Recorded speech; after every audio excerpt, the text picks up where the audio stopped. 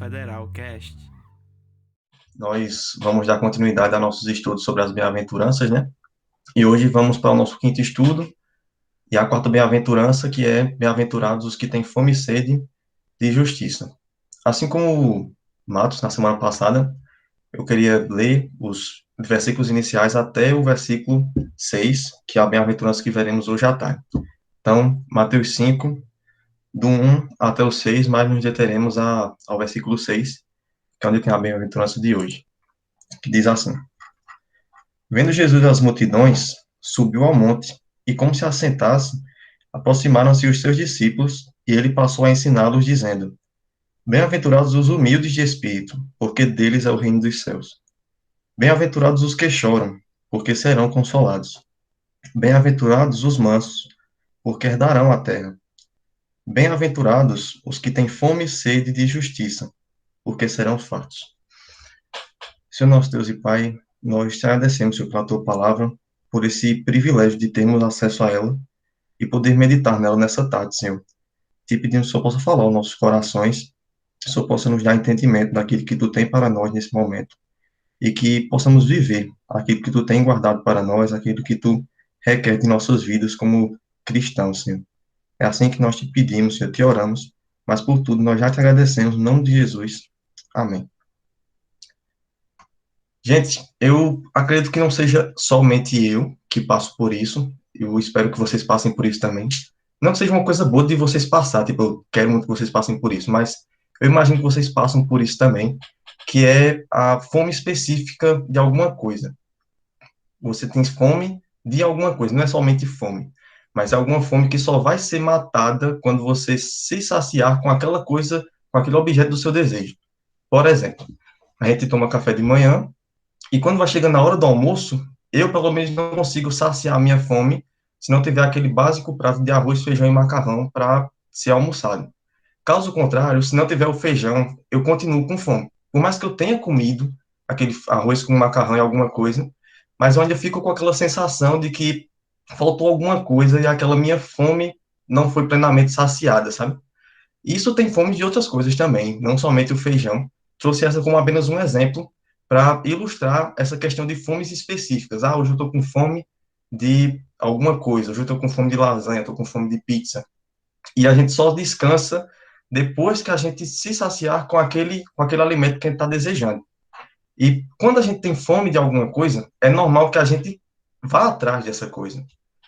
Quando a gente tem simplesmente fome, a gente se contenta com qualquer coisa. A gente pode comer qualquer besteira e a nossa fome, que era, digamos assim, pequena, logo é saciada.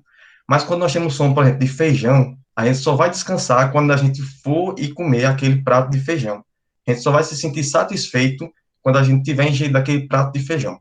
Só que para isso a gente tem que ir atrás do feijão. Essa fome específica faz com que a gente se mobilize para ir atrás dessa nossa especificidade, né? E atrás desse alimento que nós tanto queremos. E por que eu estou dizendo isso? Porque a bem-aventurança de hoje ela é mais ou menos um tipo de fome específica, como a gente vai ver. Não é fome e sede simplesmente, mas é fome e sede de alguma coisa, que é a fome e a sede de justiça. Mas para entendermos direitinho o que significa ter essa fome e essa sede, e o que é essa justiça, e o que nós vamos ter por termos fome e sede, é importante a gente saber, assim como já foi dito anteriormente nos últimos estudos, que todo o Sermão do Monte ele tem um vínculo entre as partes.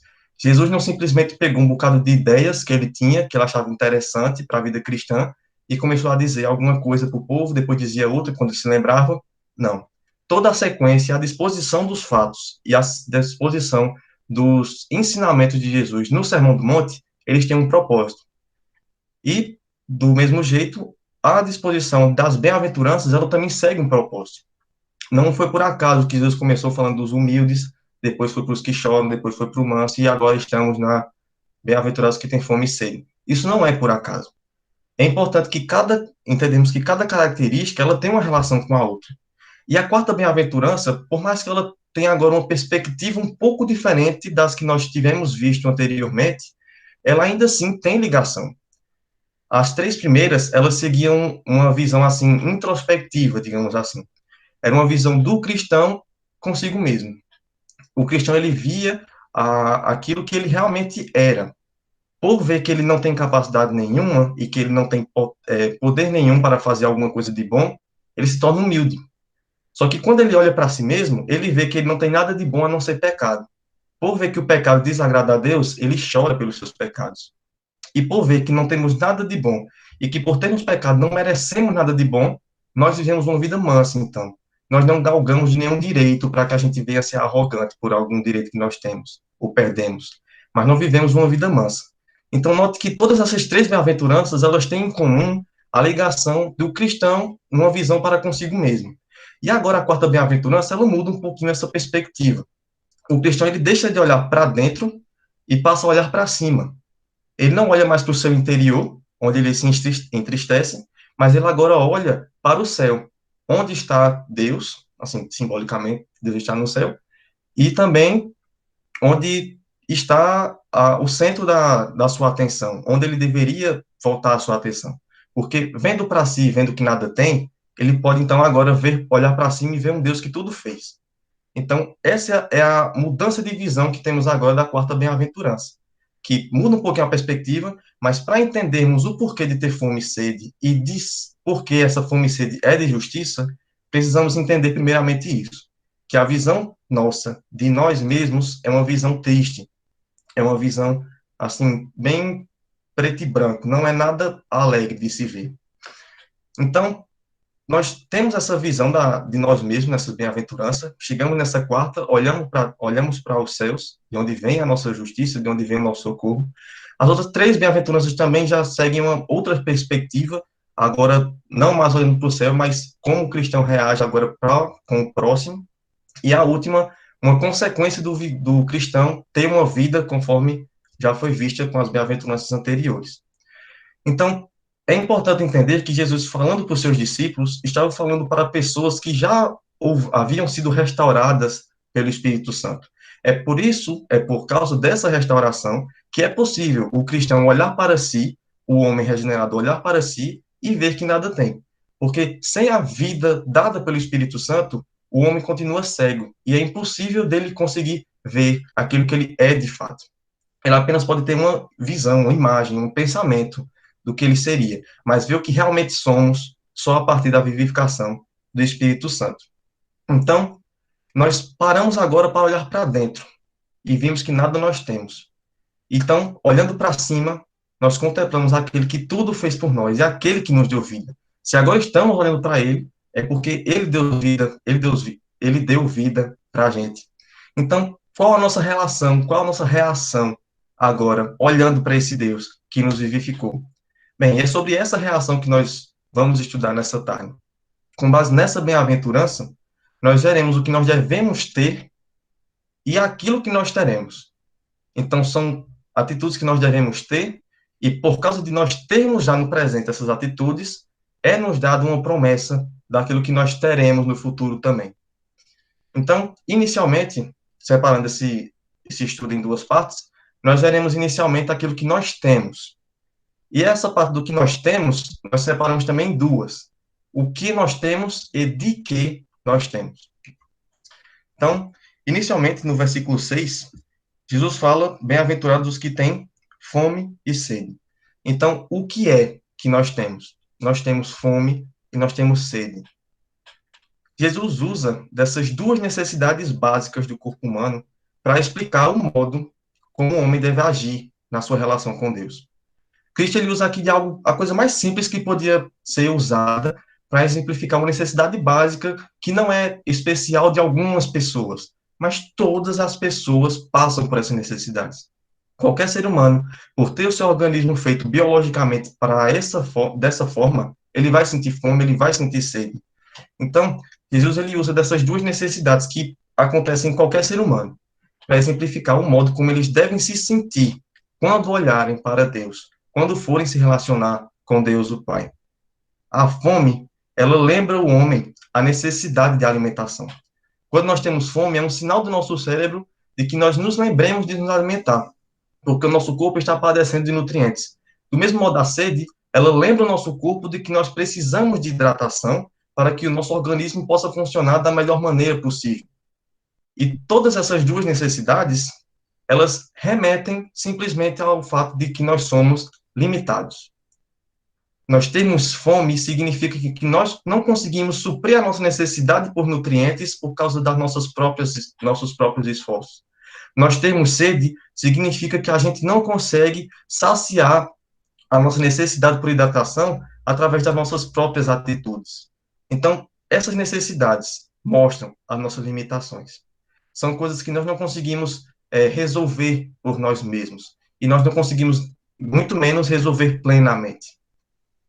E é interessante que a fome, ela não é saciada com água, por mais que muitos tentem fazer dieta substituindo alimentos por líquido, e nem a sede é saciada com pão.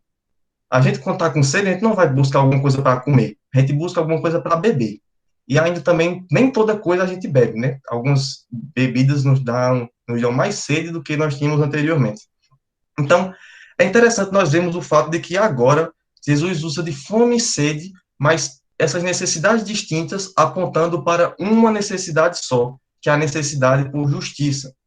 Isso ele usa para enfatizar ainda mais a extrema necessidade e dependência que o cristão tem por essa coisa que ele busca, que é a justiça. O fato de se sentir com fome, no tempo presente, como Jesus explica e se utiliza no versículo 6, ele mostra da nossa percepção da fome continuamente.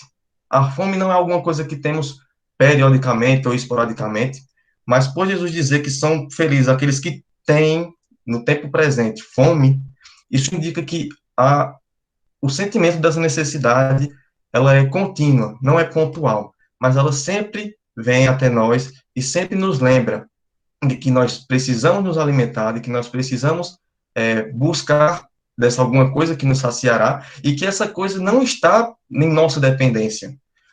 Porque se assim estivesse, chegaria um momento em que nós, às vezes, estaríamos fartos. Se nós tivéssemos fome e sede, e nós pudéssemos ter condições de saciar essa nossa fome e sede, em algum momento nós seríamos realmente saciados, essa fome e sede se extinguiria. Mas o fato de termos fome e sede todos os dias e constantemente, como Jesus fala que tem fome e sede de justiça, ou seja, contínuo, indica que não está na nossa dependência ser saciado por essa justiça.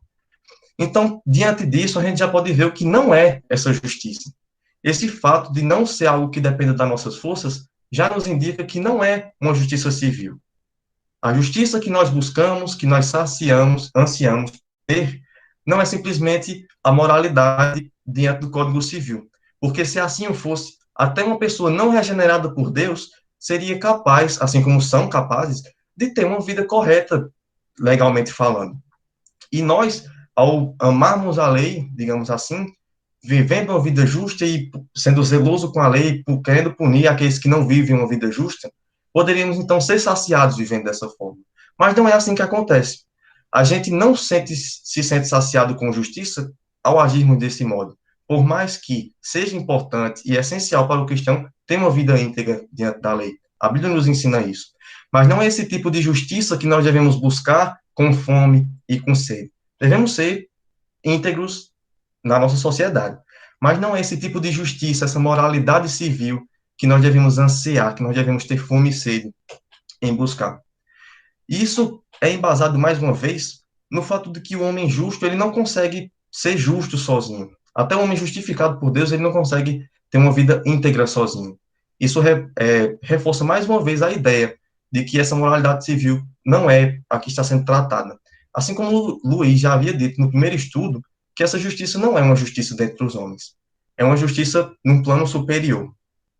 Porque também se a nossa fome e a nossa sede de justiça fosse baseada nessa justiça que viria das nossas forças, nós não seríamos saciados. Nós morreríamos de fome. Porque não é capaz o ser humano que, ao olhar para si, ver que não tem nenhum poder, que só tem pecado e que não tem direito, uma pessoa nessa situação não seria capaz de tirar de si algo bom, algo justo. Então, é por isso que essa justiça não se remete ao que nós podemos fazer, mas algo que está fora de nós. E a busca por ela, ela se torna ainda mais enfática ao analisar as palavras que Jesus usa para dizer a nossa busca pela justiça. Ele usa fome e sede. E a palavra fome que ele usa, ela também é usada em Mateus 4, um pouquinho antes do Sermão do Monte, quando Jesus ele é tentado por Satanás, depois de ser tentado por Satanás, isso após ele ter passado 40 dias de jejum e oração. E no final de tudo isso, depois de ter vencido a tentação, o que é que a Bíblia nos diz? Mateus escreve que Jesus então teve fome, uma fome depois de 40 dias sem ingerir nenhum alimento. Imagine então a intensidade dessa fome, em que Jesus se absteve de alimentação por 40 dias. A fome que Jesus teve naquele momento, certamente, por ser uma pessoa como nós, de carne e osso naquele momento, foi uma fome incrivelmente grande, uma fome intensa, uma fome que não seria saciada por qualquer coisa.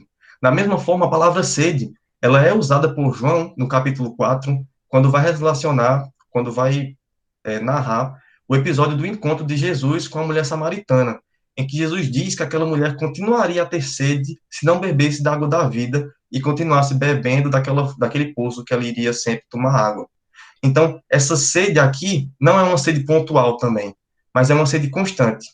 É uma sede que precisa sempre estar sendo buscada a saciação.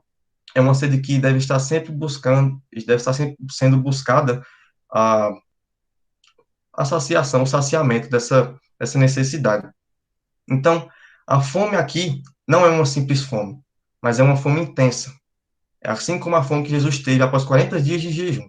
E essa sede é uma sede constante, que não é sentida em um dia e pontualmente resolvida, mas todos os dias. Assim como nós, seres humanos, precisamos todos os dias ingerir água, H2O, nosso espírito também todo dia tem sede dessa justiça que vem da parte de Deus. E é interessante que essas duas necessidades, por mais que elas sejam saciadas, assim falando humanamente agora, elas voltam a acontecer novamente. E com o tempo, elas se tornam ainda mais grave. Se a gente toma café da manhã e passa um intervalo sem comer, a gente sente fome porque a alimentação não foi suficiente para um longo período de tempo. Mas quanto mais tempo a gente passa sem ingerir nenhum tipo de alimento, ao chegar na hora do almoço, sem ter comido nada no intervalo de café da manhã e almoço, nossa fome vai estar muito maior. Então, se a gente ainda não almoçar, a fome vai ainda aumentar mais. Então, note que a fome e a sede são necessidades que elas não são pontuais e acabam com o tempo, mas elas se intensificam com o tempo. E ela só acaba quando ela é plenamente saciada. Não é de qualquer maneira. E é isso o ponto que estamos tentando chegar aqui. Não é uma fome e sede qualquer. É uma fome e sede intensa e constante que se agrava com o passar do tempo, com o passar da nossa vida, nós vamos desenvolvendo ainda mais necessidade, ainda mais carência dessa justiça de Deus. E é interessante isso quando ilustrado pelo filho pródigo. Martin Lloyd Jones ele vai trazer uma citação no seu livro que diz o seguinte, que quando o filho pródigo ele teve fome, ele se alimentou da comida dos porcos. Mas quando o filho pródigo ele estava morrendo de fome, ele voltou para o seu pai. Então, note como a intensidade, ela faz em nós uma mudança de mente também, de modo que a gente não busca, então, se saciar com qualquer coisa. Quando a gente realmente sente a necessidade, vê a nossa necessidade intensa, nós não vamos procurar qualquer coisa. Se nós temos uma fome intensa por feijão, nós vamos comer feijão. Se nós temos uma fome intensa por justiça, e justiça da parte de Deus, nós vamos buscá-la na presença do nosso Deus. E ter fome e sede é isto, é perceber a nossa necessidade desesperada, porque são nessas condições de desespero que nós procuramos ajuda. Nós vemos que nós não conseguimos nos suprir e vamos procurar ajuda não em qualquer outro lugar, mas simplesmente naquele que pode nos saciar, Jesus Cristo, que é justo e também traz justiça para nossas vidas. O desespero por essa justiça nos leva ao lugar de refúgio, onde nós conseguimos ser saciados por essa justiça. Então, vimos o que nós devemos ter, que é fome e sede, que basicamente é uma extrema necessidade, uma necessidade desesperada por algo. Mas o que é esse algo pelo que nós devemos buscar? É a justiça. Nós vemos que Jesus diz que são bem-aventurados os que têm fome e sede de justiça. Mas nós já vimos que essa justiça não é algo humano, não é algo vindo das forças humanas, E ela também não pode ser entendida como justificação. Por mais que seja uma palavra bonita para se encaixar aqui, sede e fome de justiça não é sede e fome de justificação, de modo que indica que o homem busca e anseia por ser justificado. Porque, sendo assim, já daria a ideia de que o homem consegue buscar justificação e se tornar justo diante de Deus. O que nós sabemos que é impossível, depois de vermos a situação do homem em relação a Deus na sua introspecção. Então, o que é essa justiça? Se não é a moralidade civil, se não é um estado de justificação diante de Deus, o que ela é? Bem, a justiça, como já foi citado, ela é a justiça da parte de Deus. E ela abrange não somente a justificação, como também a santificação. Certo, eu acabei de falar que não é a justificação, mas falei agora que ela envolve a justificação. Por que isso? Porque a necessidade por justiça é por causa da justificação e não para a justificação. Tem essa leve diferença. Por sermos justificados, por sermos vivificados e vemos a nossa situação, nós vamos atrás de justiça porque nós precisamos sempre de justiça, tendo em vista que nossa vida continua sempre com pecado. E por causa disso, essa busca por essa justiça, por termos sido justificados, pode ser chamada também de santificação. Então, essa fome e sede de justiça pode ser também explicada como o ato da santificação do povo de Deus. Mas se na justificação nós já somos justos, por que ainda nós temos sede de justiça? Então é aí que entra a santificação. A morte de Cristo por seu povo, ela foi definitiva, mas as consequências dela não são simplesmente pontuais. Mas também tem decorrências da morte de Cristo, consequências da morte de Cristo, que são contínuas na vida cristã. Cristo morreu para justificar um povo, a justificação é uma atitude pontual, mas que sendo justificado, esse povo agora pode viver em santidade. E a vida em santidade agora é uma atividade contínua da parte do povo de Deus. E o processo de santificação, ele tem essa característica. Ele não pode ser praticado dia sim, dia não, ou em alguns dias da nossa vida, mas continuamente. E esse processo de santificação, ele só é vivido por aquele que já foi justificado. E os que assim foram, eles se apegam à justificação, porque foi por meio da justificação que eles obtiveram a salvação. E a salvação, ela pode ser evidenciada numa vida de santificação. Então, pode ter ficado um pouquinho confuso essa relação, mas vamos usar uma ilustração para a gente tornar isso mais claro. Imagine que você é participante de uma empresa chamada Criação. E você não é um trabalhador, um empregado tão bom dessa empresa, mas o chefe dessa empresa, ele gosta, assim, muito de você ainda. Ele dá um crachá, e esse crachá tem o título de justificado. E esse crachá de justificado, ele lhe dá acesso ao melhor restaurante que a empresa tem convênio. É um restaurante chamado Santificação. E nesse restaurante, existe um alimento que ele é essencial para aqueles que trabalham no setor de avanço do reino, e todos aqueles que trabalham nesse setor são os que têm crachá justificado. Então, para que o operário tenha um melhor serviço no setor de avanço do reino, ele tem que se alimentar desse alimento que tem os nutrientes necessários para um bom desempenho nesse setor. Esse alimento se chama memória da justificação. E esse prato, né, ele só está no cardápio do restaurante Santificação. De modo que se você, agora com um crachá justificado, for procurar em qualquer outro restaurante esse mesmo alimento, você não vai encontrar. Apenas o restaurante Santificação, ela tem o prato memória da justificação, e esse prato é o prato importante e essencial para que você possa viver uma vida ativa no seu setor de trabalho. E você pode até ir em outros restaurantes, tentar buscar esse alimento em outros restaurantes. Você pode, por exemplo, ir no restaurante chamado Legalismo, em que lá eles têm garfo e faca para sopa, garfo e faca para café, almoço, sobremesa, tudo certinho, em que tudo tem as normas dele, mas lá não vai ter a memória da justificação. Você pode ir para um restaurante chamado Experiências e Revelações, que até dá um nome bonito para restaurante de verdade, em que lá o que importa é o modo como você come, você fica à vontade, você come do seu próprio jeito, e pode até incentivar outras pessoas a comerem do seu próprio jeito. Mas lá você também não vai encontrar as memórias da justificação. Ou você pode ir também para o restaurante mais badalado que os operários gostam de ir, que é o restaurante chamado Desigrejado, em que cada um come na sua, do seu próprio jeito, mas lá também não vai ter o prato memória da justificação. Apenas no santificação, no restaurante de santificação, você vai encontrar esse prato. O que eu estou querendo dizer é que apenas na santificação, no processo de santificação, nós podemos receber desse alimento da justiça para nossas vidas. Nós não conseguimos esse alimento em qualquer outro lugar. O único lugar em que nós conseguimos é vivendo uma vida de santificação. Porque é nesse processo em que nós somos saciados, em que nós somos alimentados com aquilo que nós precisamos, com a justiça que nós precisamos. Só caminhando em santificação nós podemos viver buscando a justiça. E só assim nós iremos então vivenciar a obra de Cristo em nós, aqueles que receberam a justificação. Então, note como é interessante essa ligação da justificação com a santificação. Por sermos justificados, por termos recebido esse crachá de justificado, nós podemos ir até o restaurante da santificação ou podemos viver em santificação.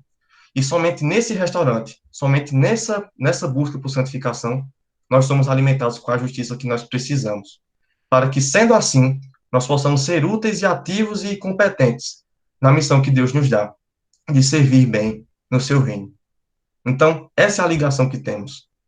Essa ligação que nós temos agora entre fome e sede e de justiça. Significa a busca intensa pela santificação. E o processo de santificação se dá na busca constante das coisas que remetem ao nosso Deus.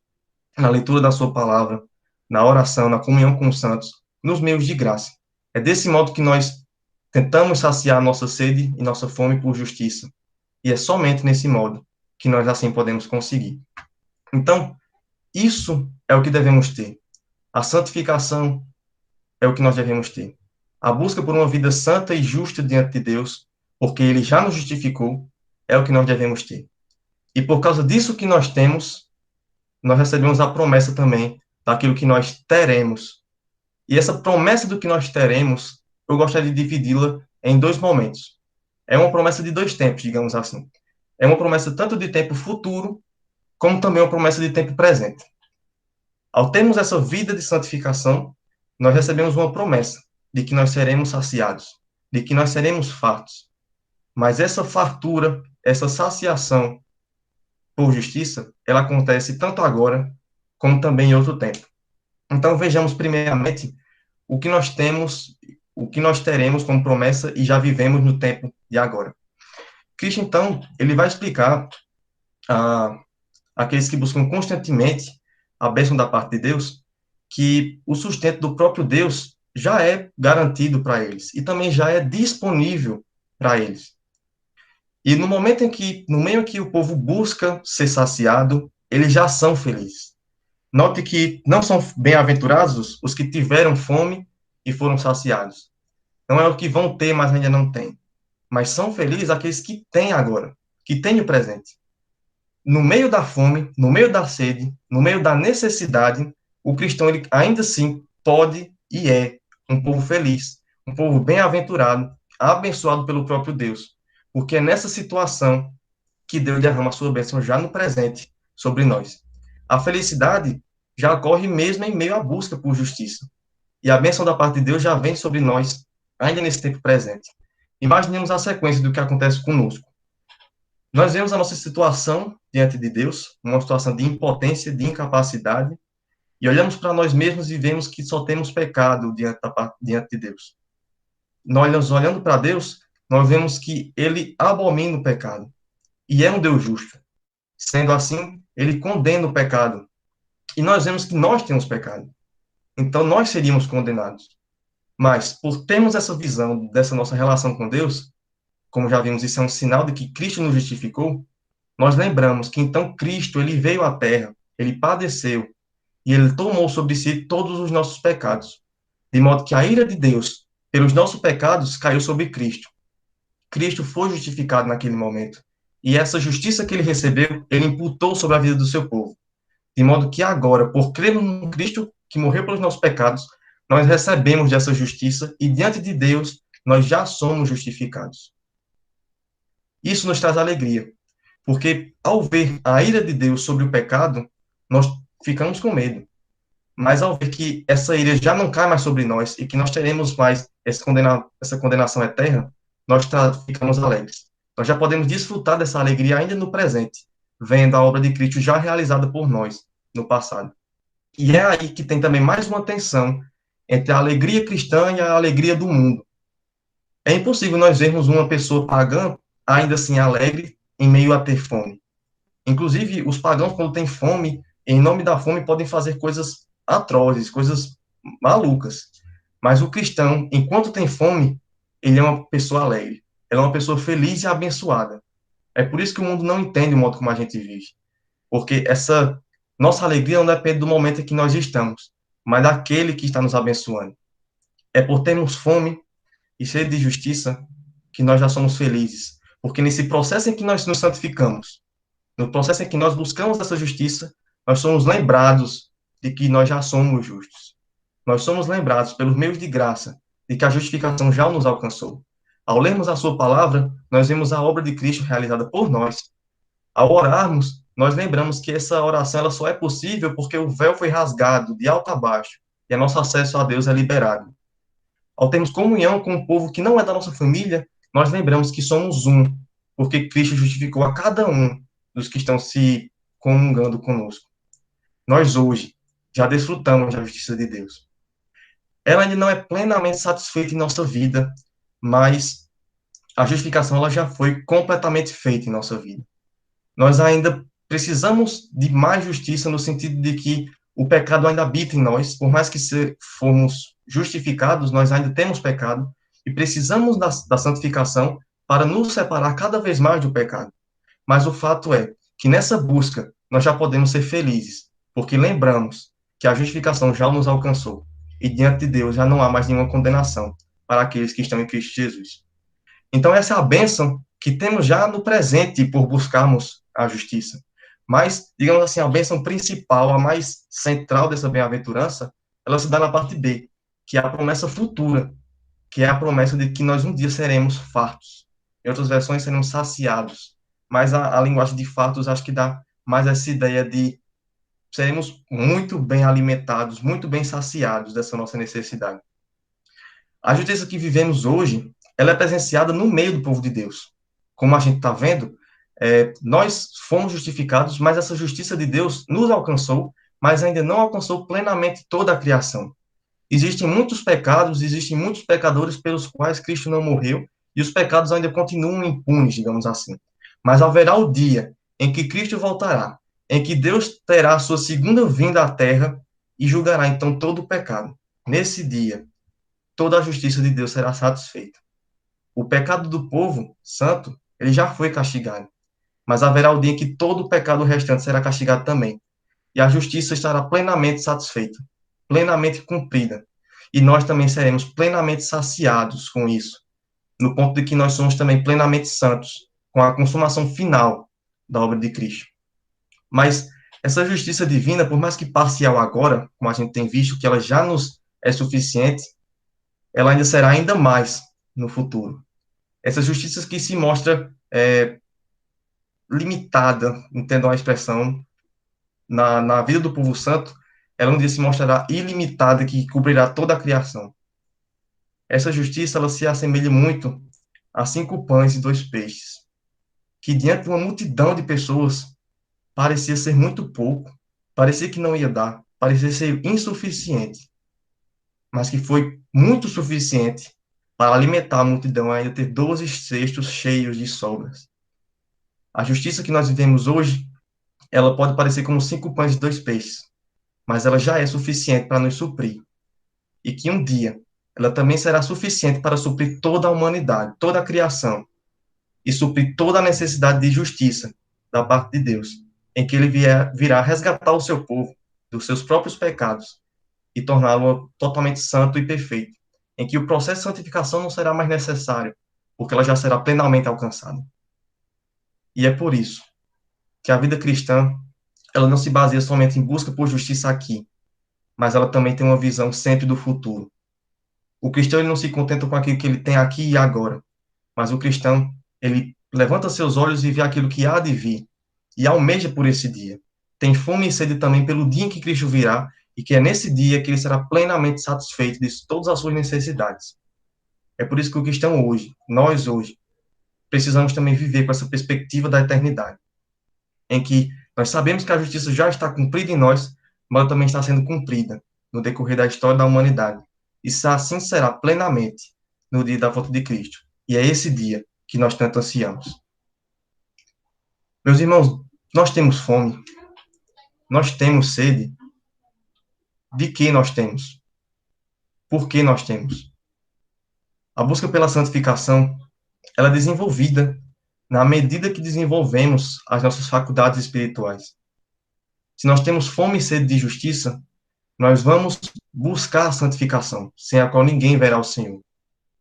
E ela será desenvolvida através do exercício das nossas faculdades espirituais. Não existe uma fórmula nova para saciar essa fome intensa e essa sede constante.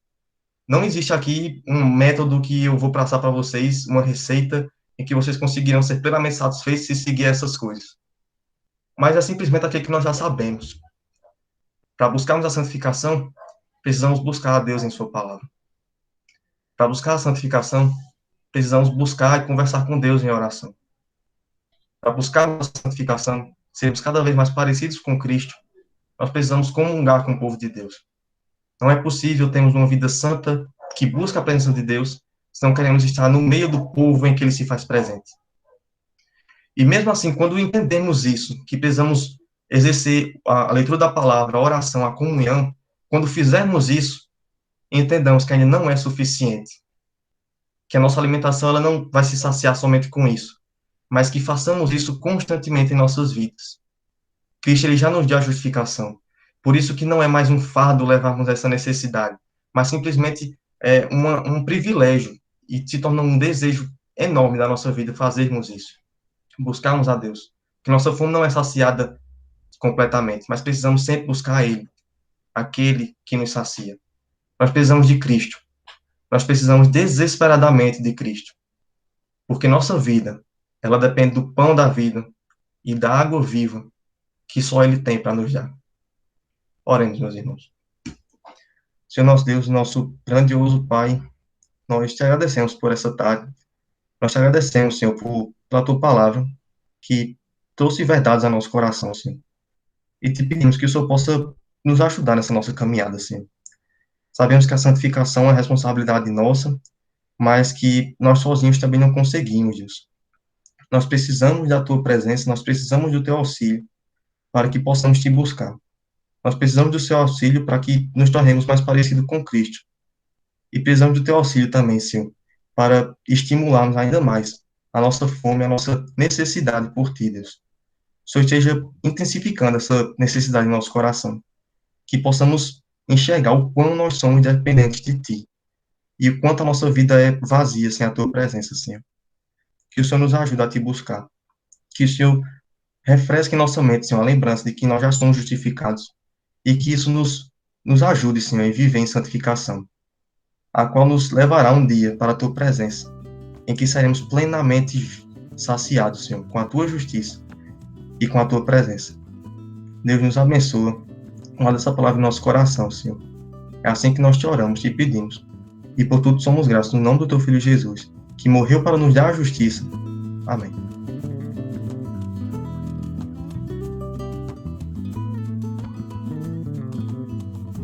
Cada membro, um missionário. Cada vida, uma missão.